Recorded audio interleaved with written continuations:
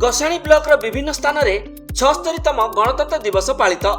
गजपति जिला गोसाणी ब्लॉक रो विभिन्न स्थान रे महाआडंबर सहकारे 76तम गणतंत्र दिवस पालित हो जायछि।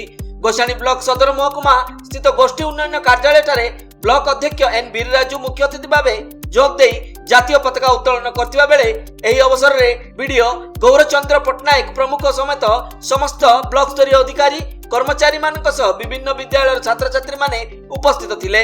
सेहीपरि बड़गोसाणी पंचायत कार्यालय रे सरपंच बी मोहन राव, गाराबंद स्थित श्री वेंकटेश्वर उच्च विद्यालय रे प्रधान शिक्षक बी तिरुमुला राव पटनायक, देउला स्थित सरकारी उच्च विद्यालय रे रंपा पंचायत समिति सभ्य नीरव भूया, लावण्यगढ़ हाईस्कूल रे स्थानीय सरपंच रमेश दलपति मुख्य अतिथि भावे जोग देई जातीय पताका उत्तोलन करथिले।